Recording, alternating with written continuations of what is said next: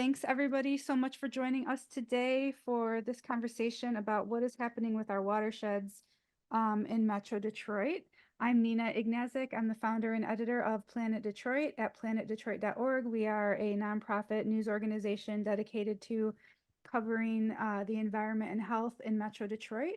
And I'm really thrilled today to be joined by Rebecca Esselman with the Huron River Watershed Council and Marie McCormick with Friends of the Rouge to talk a little bit more about these watershed report cards that you recently released that had some grades that were maybe not what we would hope. So let's just start off with an introduction. Rebecca, would you share with us who you are and a little bit about the Huron River Watershed Council? Hi, Nina. Good morning, everyone. I'm Rebecca Esselman. I'm the executive director at the Huron River Watershed Council. I've been with this organization about 12 years. Prior to that, I worked with the Nature Conservancy. I've spent my career in river protection and watershed protection, and happy to be here today talking about Southeast Michigan rivers. All right, thank you. And Marie? Good morning, everyone. Hi, Nina. Hey, Rebecca. Hey, everyone. Thanks for joining today. My name's Marie McCormick. I use she, her pronouns. I am the executive director of Friends of the Rouge. I've been in this role for 7.5 years. The organization works to restore, protect, and enhance the Rouge River, and we do that through education, stewardship, and collaborative work, which is why the report card's a perfect fit for that. Yeah, just glad to be here today. Thanks. Yeah, thanks so much for being here with us. So, what on earth is a watershed report card, and why do we need it? Rebecca, can you share a little bit about what this project is and what it means? Sure. Yeah, about 3 years ago, the Herb Family Foundation actually approached the directors of the watershed councils and river groups in Southeast Michigan, asking if we'd be interested in, embarking on a journey with them to produce these watershed report cards. They partnered us up with kind of the premier institution that does these type of indicator-based report cards throughout the country and throughout the world. That's the University of Maryland. And we spent some time thinking about what it would look like and what the value would be, and we decided to give this a try. And what we have now is a communications piece that really lets us talk about what makes a healthy or unhealthy watershed in a way that hopefully allows us to reach a lot of people with the message about what our waterways need. Okay, and so overall, for the whole region, and that includes multiple watersheds, including the Huron, the Rouge, but also the Clinton, the Raisin, the Detroit River. Overall, we got a C average. What does that mean? What does it mean to have a C in terms of our watershed health? Marie, do you want to chime in? Sure, yeah. So many of us grew up getting this kind of letter grade that communicated something about how much we had learned over the past school year, right? In some kind of way, it lets us know how we did, and that's sort of the same kind of idea here. And in this case, these report cards are giving our homes or our watersheds kind of that grade C, which in my mind is an average watershed kid. Not excellent, not awful. And overall, the Southeast Michigan region scored, it's 49%, which to me is an F, but in the way that they scored this is a C. So this suite of indicators scores and reflects the unique challenges faced by urban watersheds, which is really what we are here in Southeast Michigan. Of the 6 categories that you see in those watershed wheels, the highest scoring was recreation with a 63%. Which is a B- in this range here. And interestingly, with that, the state of Michigan boasts 8.5 million acres of public land. And here in Southeast Michigan, we have only 250,000 of those acres. So it really interesting method, and I think they went with the letter scores because of that sort of societal kind of acceptance of those grades as a way to measure success. Mm-hmm, mm-hmm. And so here's all of the rivers that were ranked. Unfortunately, the Rouge did get the lowest grade, and the Huron got the highest grade with a C plus. Detroit River got a C minus, Clinton River got a C, and the River Raisin got a C as well. And as you can see from the different colors on these wheels, there's a lot of differences. Some rivers scored differently, and others based on the category. So we've got a lot going on here. Excuse me. Let's dig into your two rivers to talk about the scores that you each received. Just a little recap of what this means in terms of rivers, and then we're going to go a little bit deeper into what we're doing well and what we need to work on. Awesome. Yeah, I can start out here with the Rouge, the big shining D there. But so with a D plus on our watershed report card, you may wonder like what gives. We've made so much investment in this watershed, yet I think the grade should be put into perspective. So more than 5 decades ago, we were allowing hundreds of millions of gallons of raw sewage, point source pollution. They were dumped into the river in a pre-Clean Water Act world where our river actually caught fire. So think of our pre-grade as like an F minus. We were doing horribly. So D plus, it doesn't sound so bad actually. And if you look at the report card, you can see all those different colors. They kind of help guide your eye to understand what you're looking at.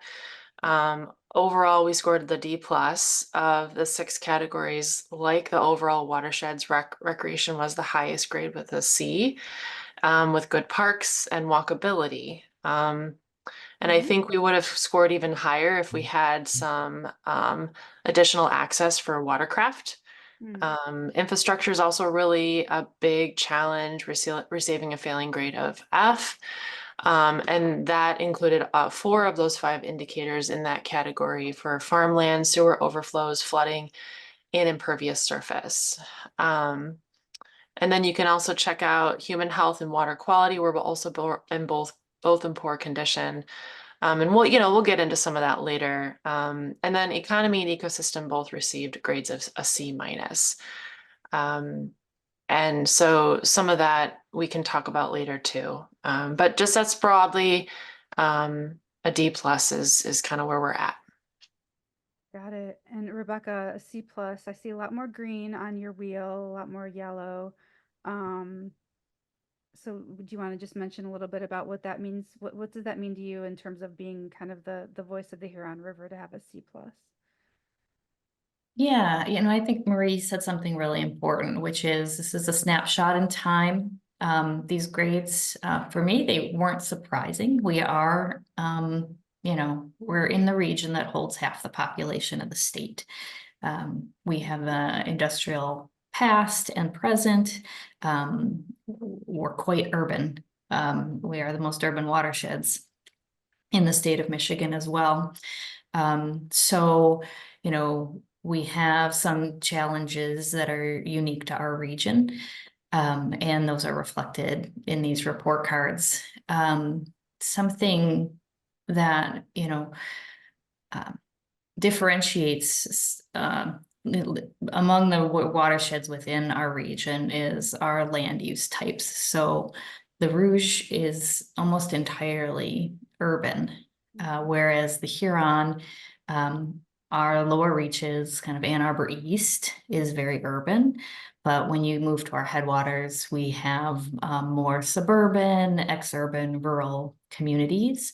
And what that means for water quality is that we still have a lot of forests and wetlands relatively. We have a lot less than we would have historically, but we have quite a lot remaining for an urbanized region. And you can see that reflected in kind of the green areas around water quality. If you look at a place like the Raisin, a lot of the signals there and the grades are from agriculture because it is a much more agricultural watershed. So there's some similarities across the watersheds in the region, and there are some differences, and we're seeing those in our grades.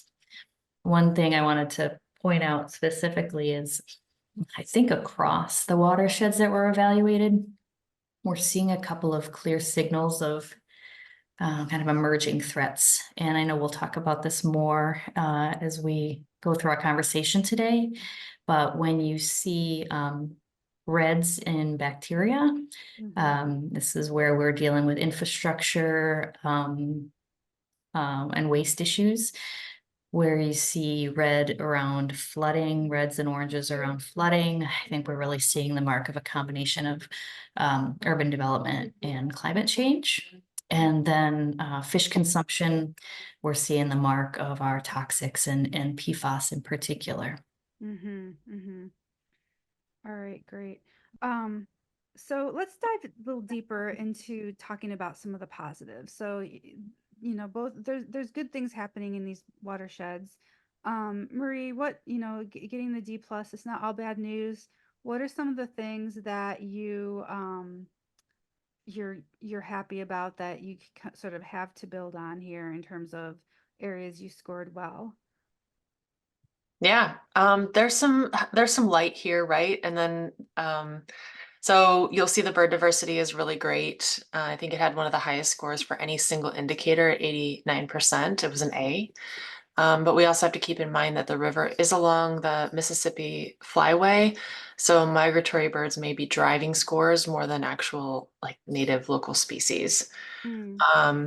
And then as an observation, because I'm not an expert in economy, but I just wanted to observe and note that local ownership and affordable housing scored really high. So I think that's noteworthy for our region in Southeast Michigan. And then recreation scored a high grade of C. And I mentioned that earlier around due to the size of parks indicator, and the parks indicator assesses the median park size and percentage of parkland in an urban area. And that's kind of how they make that indicator. And then walkability, we scored a 63%. And this indicator considers the ability of a person to have a 10-minute walk to a near park. So that's pretty decent. It's a decent score for our watershed. And then if you look at the indicator under watercraft accessibility, we scored in the red there. But I want to point that out because Friends of the Rouge and many regional partners have been very active in creating opportunities for equity and access to the river. And that also includes, you know, creating equitable access to the rivers themselves. Unlike some of our sister watersheds in our surrounding area, we have no really good watercraft accessibility.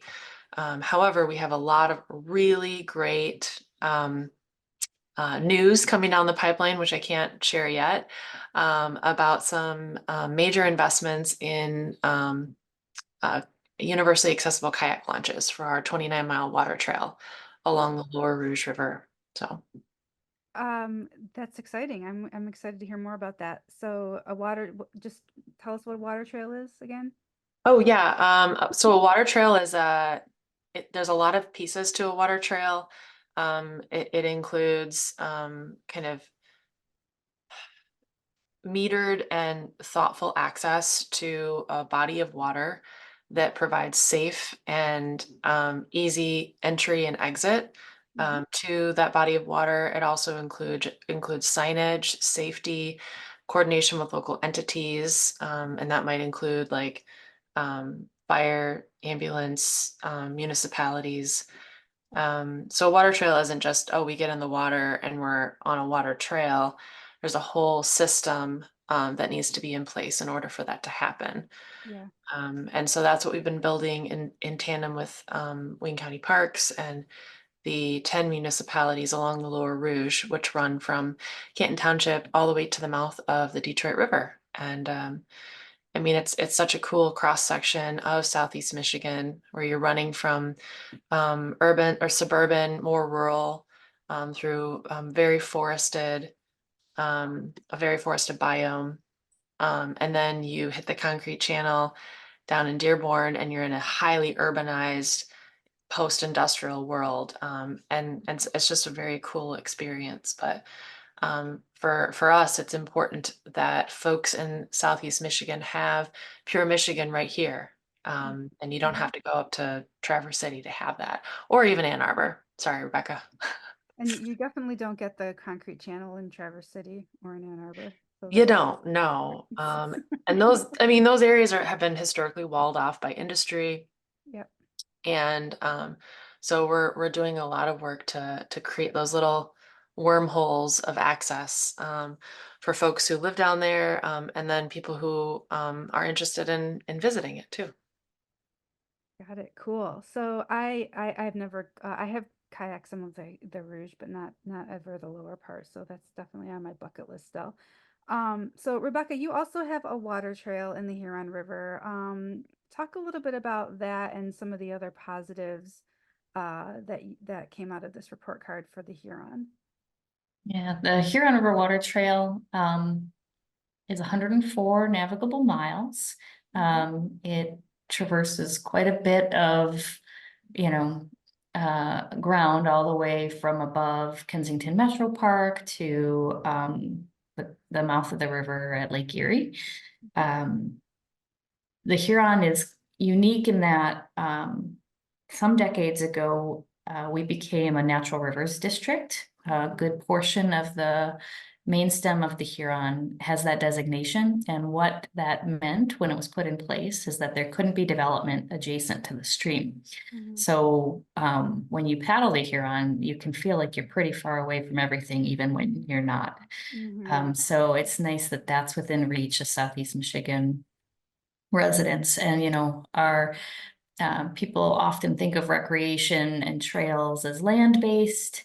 You know, Marie and I are here to tell you that's just scratching the surface of what we've got to offer here in the region. So, you know, grab yourself a fishing pole or a kayak or a tube even, and you know, there's a lot to enjoy in Michigan's hot summers.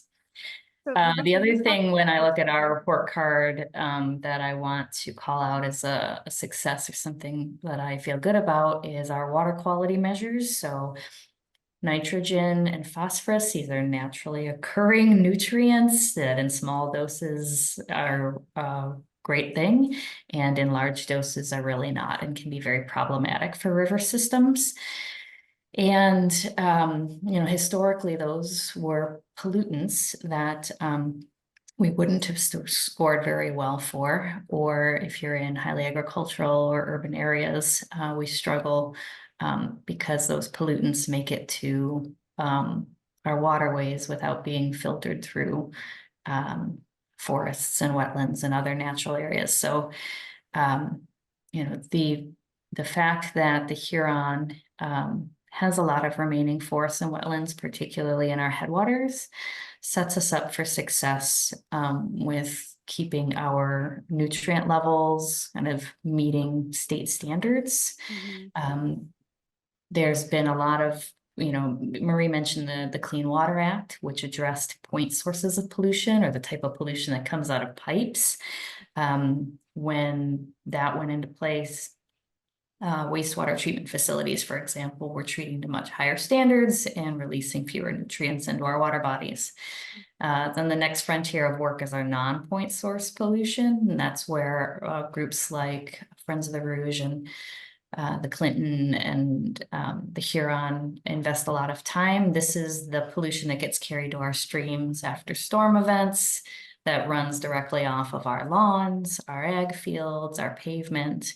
And that's an area of work where we've made deep investments, where watershed councils and river groups kind of fill a unique niche of educating the general public and property owners on how to be good water stewards. And we've been able to make some good progress at reducing those pollutants to our waterways. Right. And so we know that land protection is one issue in the Huron River that has been a positive. Um, Talk a little bit more, Rebecca, about, why we're so successful in terms of having some of those lands protected. Um, and what are some of the other things that are kind of the next frontier towards preserving land or preserving um, the water quality? Yeah, I mentioned our Metro Park system earlier, so there's a lot of Metro Parks that have land um, adjacent to the Huron River main stem. Mhm. So we have a lot of green space along the river corridor. Because of that, I mentioned the Natural Rivers District, which also has allowed us to maintain those Mhm. really critical natural lands, the riparians or the forests that occurred directly next to a stream or a river. So that already exists, is not going anywhere, and has really done a good job of buffering the river against pollution. The next frontier, really, if we want to maintain these grades, is to keep the remaining forests and wetlands that we have in our watershed. And the lion's share of those natural lands are in private hands, which means they are vulnerable to development. Mhm. And as metropolitan Detroit marches west, there is more and more development pressure on those remaining natural lands. So we work with our local governments and other entities to really advocate for a lot of land use decisions are made locally by local governments. And we can work with our Webster townships and our Northfield townships and our Brightons and such to put ordinances in place that make sure that those most critical natural lands for water quality are protected in perpetuity. Got it. And Maria, in terms of making sure that we have some of these resources in the Rouge preserved, where the Rouge has not had necessarily the advantage of having a lot of undeveloped land, there has been a lot of investment from federal agencies into restoration. Can you talk about the role of that funding and kind of where we are today and where we need to be in the future? Yeah, thanks for mentioning that, Nina. I didn't get to mention that earlier, but there's a couple of programs that have been really successful, and one of which I'm really highly involved in is the Areas of Concern work. The US and Canada created the Areas of Concern program in 1987 under the Great Lakes Water Quality Agreement. In that, 43 Great Lakes watersheds or sub-watersheds, or parts of them were designated as areas of concern, meaning that they had some kind of environmental damage. 14 of those were in Michigan, and the Rouge is one of them, as is the Clinton, as is the Detroit. So some of our watersheds represented in the report cards are part of that. But the the AOC program has been really successful in aiding a lot of direct non-competitive funding to support restoration work in our watershed. There's a lot of really great examples. You can go on the Rouge River Advisory Council website and check out some of them. And recently in 2010, we had a huge boost of funding that came through the Great Lakes Restoration Initiative. It's a federal funded program that was established to accelerate efforts to restore the Great Lakes, which we are the largest freshwater system in the world. Mhm. And there's evidence that says every dollar that's spent on GLRI produces 3.35 of additional economic activity. In the Rouge alone, we've had over 10 GLRI grants Mhm. over just the last 5 years. So we've had $19 million in funding, and we've had 16 habitat restoration projects completed. And that's just in the Rouge. There's many more in some of our sister watersheds. Mhm. And one exciting fact is that as of May 1, the GLRI Act of 2024 was just passed out of the Senate Environment and Public Works Committee for 500 million. So that investment continues to increase with all of the stories that we're telling of success that we see here in our watersheds. And thanks to Debbie Stabenow and JD Vance, who's a Republican out of Ohio, they both co-sponsored that. So it's a highly supported bipartisan piece of legislation. And then in addition, many of the other kinds of programs that have resulted out of the Clean Water Act, like the 319 funding, MS4 stormwater permitting requirements, et cetera, are just continued examples of really positive federal, state, and local investment, legislative initiatives that continue to help with environmental resilience. So I just say, keep it coming. Keep it coming. All right, so let's dive into some of the challenges. So on both of your wheels, I see here bacteria, which we know is mostly E. coli, scored red. So I know that, the reason why we're having bacterial problems in each watershed is not necessarily the same. Rebecca, talk about E. coli or bacteria in the Huron River watershed. What are some of the issues that you're facing there, and what are some of the solutions? Oh, I think you're muted. Are you muted? Yeah, you're muted. There you go. I'm having some technical difficulties. My second screen went down and I can't get. That's okay. So yeah, so bacteria is an interesting contaminant because within the state of Michigan, almost every surface water is out of compliance with standards for human health. So it is a widespread problem. The state of Michigan has been grappling with it for some time. And, within the last handful of years has come up with a statewide standard that all of us are working to achieve.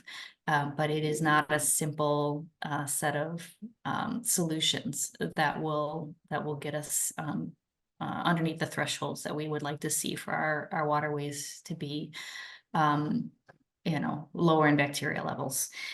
The sources, of course, human waste, and this could come from wastewater treatment facilities, but that's one of the most straightforward sources to address because you have a plant and infrastructure and treatment.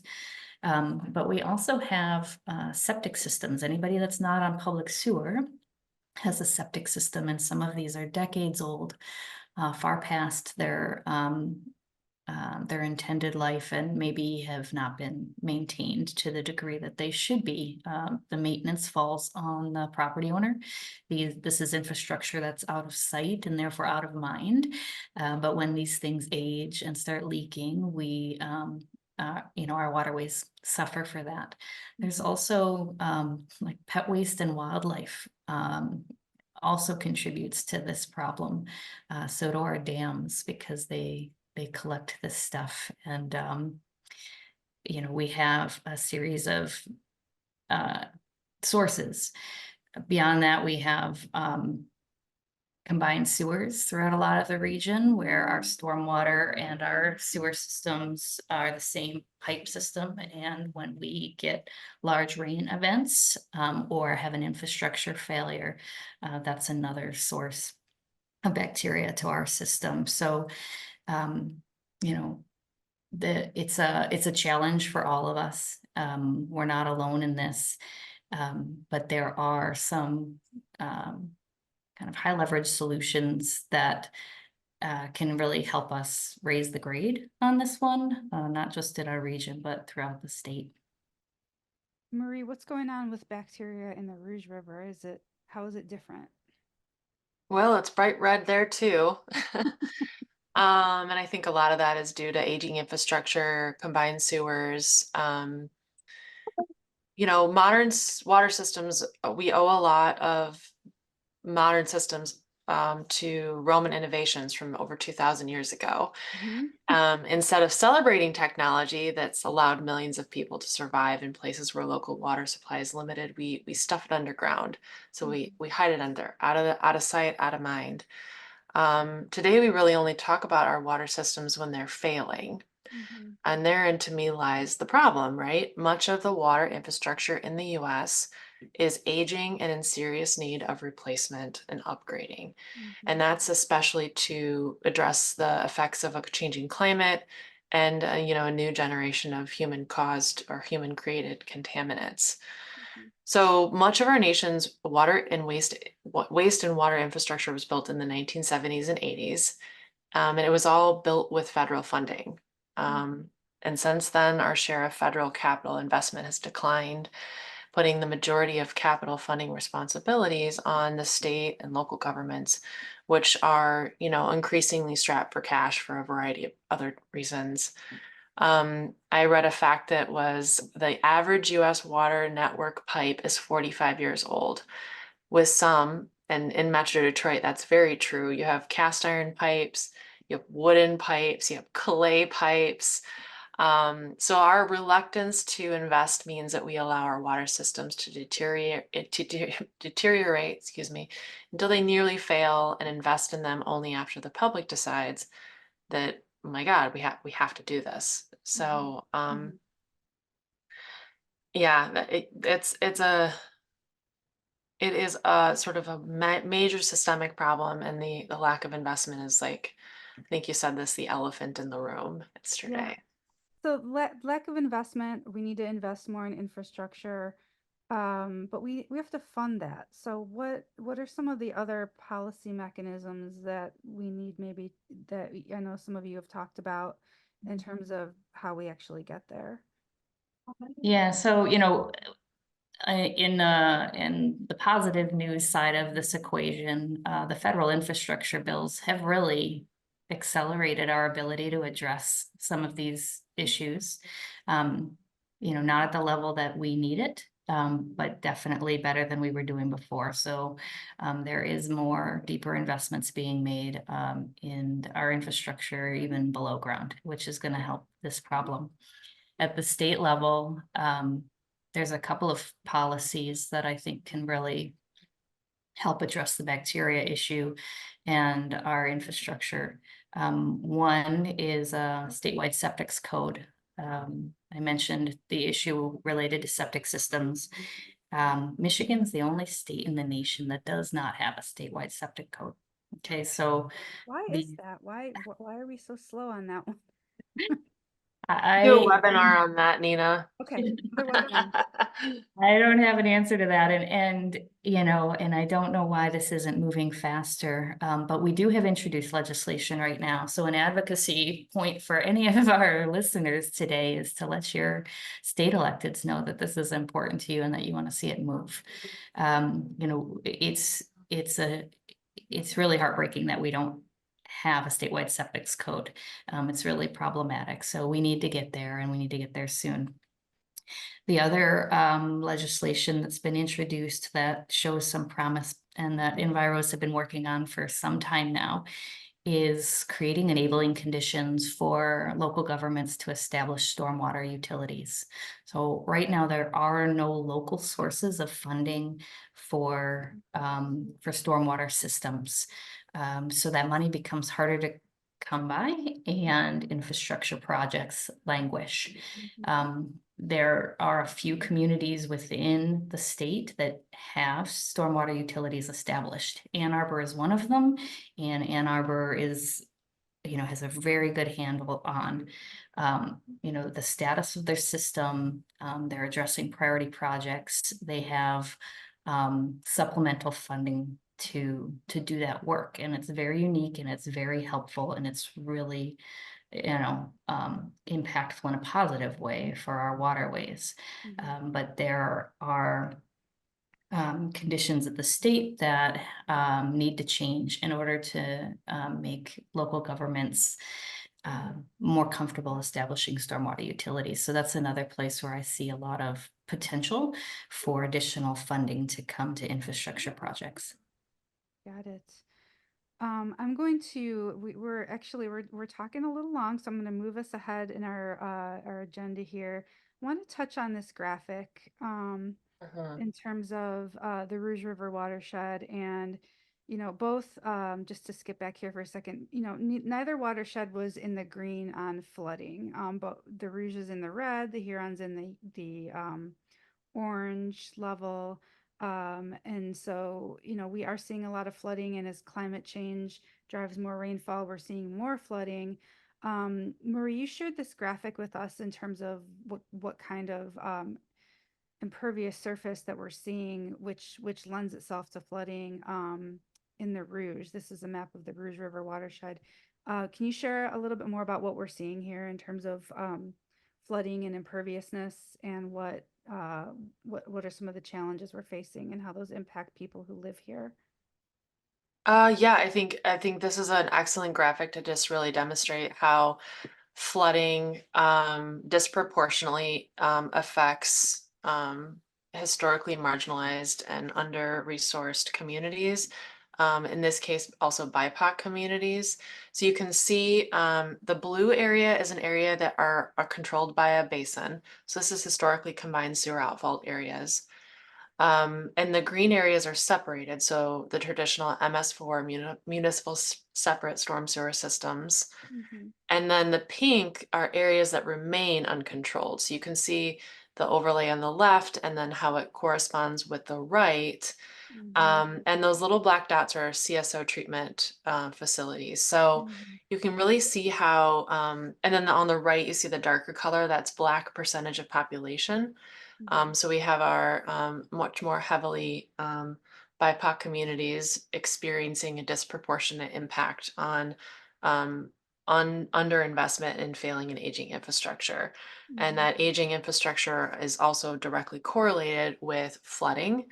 Um, and kind of to go back to your previous statement about flooding, that, with higher and more frequent storm events, we're not just seeing 100-year storms every 100 years, we're seeing them multiple times a year, Mm-hmm. sometimes 500-year events. In 2021, we had 7.5, 8 inches of rain in 24 hours in the city of Dearborn, and it caused catastrophic flooding, a huge amount of property loss. But I think it's just,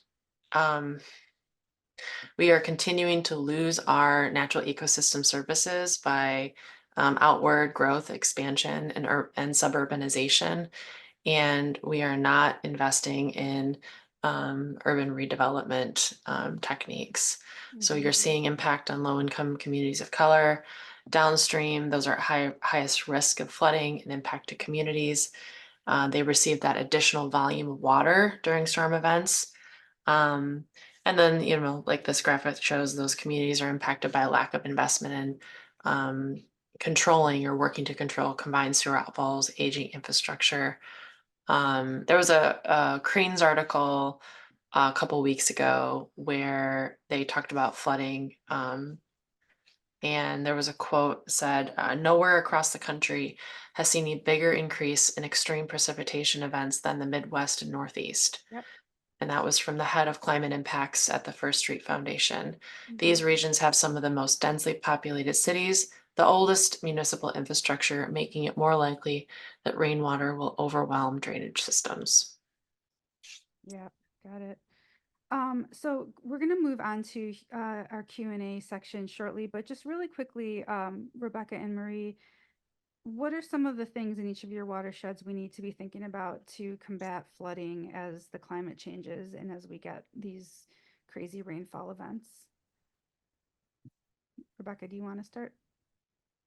Yeah, I would say for the Huron, it's protecting natural lands and remaining wetlands. It's really critical. Mm-hmm. There's a real opportunity with dam removal to remove both public safety hazards of this is another place where we're seeing aging infrastructure, really impacting our ecosystems and our public health and safety. Sorry, I lost our question here. What do we need to do to make sure that we're fighting flooding? How do we fight flooding? How do we make sure that we're not getting flooded out? Yeah, and then, in our more urban paved portions of our watersheds, investing in green stormwater infrastructure, which is essentially restoring some of the natural system function that we've lost due to development Mhm. is a really key solution.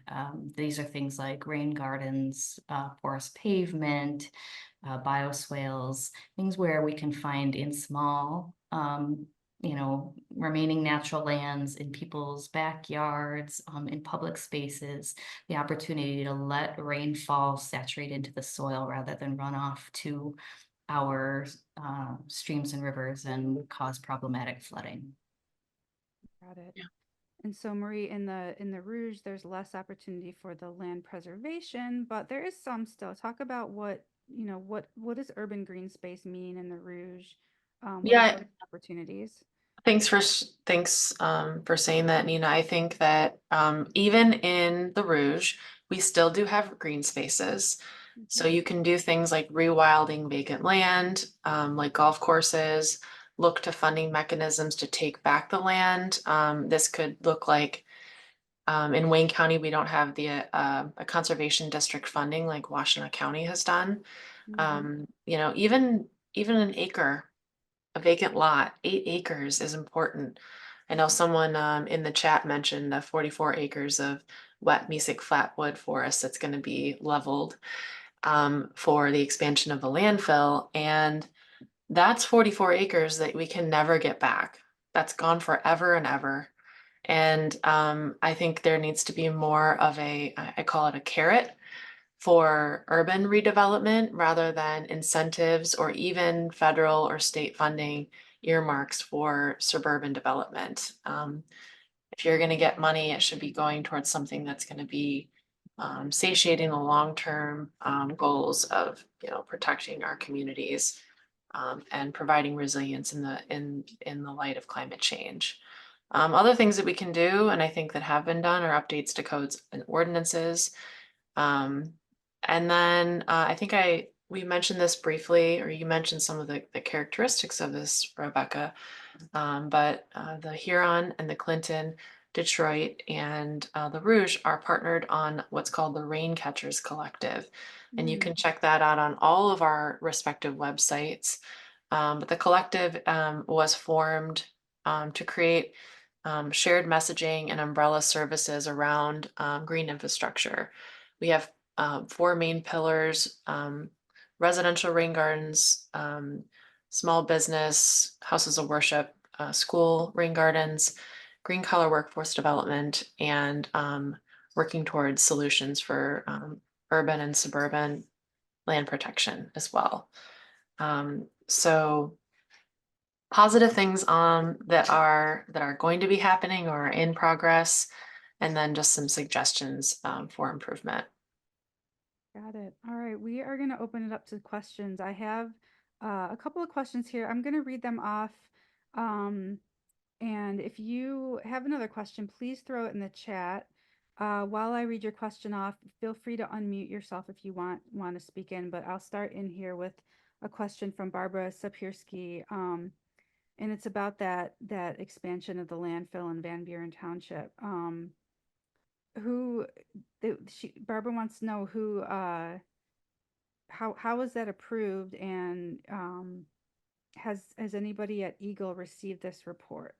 And if so, do you see any support from the state regulators at the Environment, Great Lakes and Energy Department at the state of Michigan? Are they in support of that? Anybody want to comment on that? Or Barbara, do you want to add to the question? So it was Eagle that issued the permit, unfortunately. Huron River Watershed Council provided comment during the comment period when the permit was being pursued, stating that it would be a shame to lose that wetland. And I know a lot of concerned citizens and neighbors did the same, and yet the permit was issued. And I think, that challenge is very layered in why things like this happen and why these permits are issued. The permit came back that this was kind of an isolated, low quality wetland of small size. Well, what's left in Wayne County? It's small size, lower quality wetlands. You know, you have to take the context into consideration here. And I think that that might be part of the issue and part of the advocacy. It's like, you know, sure, it might not be the A+ wetland that you might find in our less developed portions of the state, but it's what we have left in Wayne County, and we should not be developing these key natural areas. Mm-hmm. Mm-hmm. Got it. And then Jack noted in the comments here, one of the reasons why the state approved it is because they believe mitigation is sufficient. Anybody want to comment on wetland mitigation, what that means, why the state relies on it sort of as a mechanism to approve these and yeah. Anybody? You want that one, Maria, or you want me? Yeah, I have a lot of feelings about that too, Jack. My feelings about the approved mitigation is that it is not, the mitigation efforts are never going to provide the same ecosystem services that an existing wetland can provide. They're never going to have the biodiversity or the same absorption rates that an existing, well-established, even low functioning, as they call it, wetland. Mitigation efforts could mean, you know, they're doing a restoration project somewhere else. It could be even not in the same watershed. Sometimes they do that.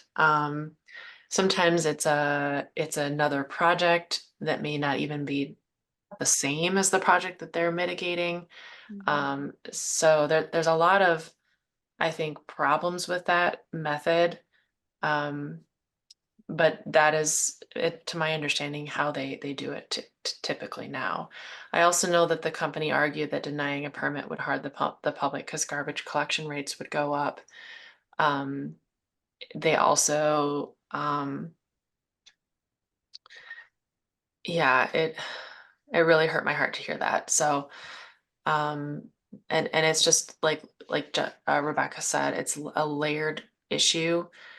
Even there's some language or some possible bills floating around at the state too around tipping fees and possibly looking to increase those to disincentivize out of state, out of country trash from coming into our area. So there's a lot of, to me, there's a lot of layers to this story that I think could be pulled apart. Is there anything else you want to add about the mitigation, Rebecca? Your point's a good one that, you know, that wetland is serving a function in its place. And to recreate or restore wetland elsewhere, it's not a one-for-one exchange, and we need to stop treating it like it is. All right, I have a question from Lisa Perez. She says, we all live in a watershed. What watershed management plan covers those living in Detroit south of 8 Mile? So we don't have the Friends of the Detroit River with us today, but there is work in the city. I know that these are your colleagues. Do either of you want to speak to how people in the city can get involved with watershed efforts? There actually is a effort right now to create a Detroit River watershed management plan. I can give you some folks who are involved with that. I know Irma Leapart is with Sierra Club. The Jefferson Chalmers Water Project is involved with that, and many others. So if you're interested in getting involved in the watershed management plan for the Detroit River, that would be a great place to start. The Rouge has a watershed management plan and is badly in need of an update. We have something. You know, those take time, collaborative effort, and the almighty dollar. So, and then if you're just interested in getting involved in programming, Friends of the Rouge does, our service area does extend to the entire city of Detroit. Interestingly, the city of Detroit, the majority of it, especially the east side and central Detroit, are all, if you look at a map, most of the city is just solid concrete. There's no rivers that are surfaced until you really get closer to the Detroit River. So we affectionately call the city of Detroit, parts of Royal Oak and Southfield a sewer shed and not a watershed, because of the way that the way water flows has ultimately shifted over the last 100 years as we have created a sea of concrete in the area. Got it. So, Marie Garcia, I saw you float on here and then you disappeared. Do you want to come back and share a little bit about the work you're doing? Yeah, I just wanted to say, and I'm gonna put it in the chat. I have a link if anyone's interested in keeping up with what's going on in the Detroit River Watershed Management Plan. We have a newsletter that's going out kind of like bi-monthly, so people can sign up for that. And are you with Friends of the Detroit River? I'm not. I'm with Wayne State and I work out of the East Side Community Network over on Connor. And this is a very community-driven effort. We're calling this a plan for the people, by the people. And we have, you know, like Marie McCormick said, our Malie part with Sierra Club, Bob Burns with Friends of the Detroit is involved. We have a lot of people involved from different organizations. And we also have a large group of residents from around the city. Yeah. Awesome. Yeah, we want to learn more about that. We will definitely share that link out with folks after the webinar too. All right. We have just a couple more minutes. Can I say one thing? I just want to say how much it fills my heart with joy to hear how that watershed management plan is actually being executed in a like highly intentionally community-driven co-power shared way. And that is not really the case that happens with a lot of watershed management plans. So just kudos to you and all your efforts to really make it a plan for the people and by the people. It's awesome. Yeah, I'm really excited to learn more about it too. Yeah, Marie, do you have more to say? No, I just wanted to say, back. thank you. And that was the plan, you know, behind this is, you know, to really make it something for the people. And that's why I came up here to do this job. From Texas, actually. Oh, Yeah, well, these watershed management plans are very technical documents, and are often, you know, we put a lot of effort into producing them, but they tend to sit on a shelf after they're completed. They do qualify us for some unique funding to do restoration projects, the 319 funding available through the state. But we at HRWC have been thinking a lot about how to make them more actionable, how to get them, you know, kind of translated from the very dense document they are to something that local governments and community groups and concerned citizens can like look at and figure out what their role is and how they can act. And I think that'll make them much more powerful plans than they are currently. got it. Let's see, I'm just looking at my list of questions here. I think we can take probably one more, and I think we'll finish up with Kathy Koja or Koha. Sorry if I'm mispronouncing your name. What are things the average person living in a watershed who may own a home or may not own a home can do to help? I know one thing is just get involved with your local watershed council, but tell us about that and tell us about, you know, what people can do in their homes, in their communities. Yeah, there's no shortage of things you can do, and some of them are actually quite simple and just changing behaviors. I say behavior change is simple.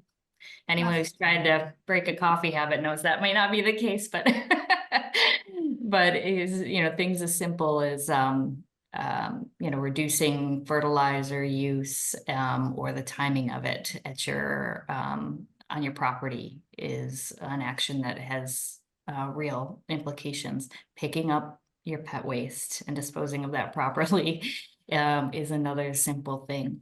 But then if you know, so there's household level actions that can be taken that really protect water quality. We mentioned rain gardens, rain barrels, reducing imperviousness on your property. Those are all really great homeowner actions that are helpful. And then the other thing I'll name is your advocacy is really helpful. And, you know, Marie and I mentioned several state level bills that have been introduced that could really move the needle on our ability to protect our waterways and people impacted by polluted water.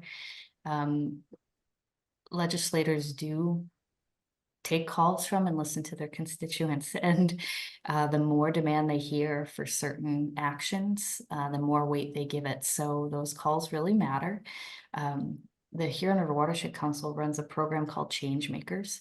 Changemakers teaches the interested citizen how to engage with your local government to encourage water-friendly policies and practices, how to, protect land and remaining wetlands and things along those lines, so that you're engaging in a very real and impactful way with your village, township, or city.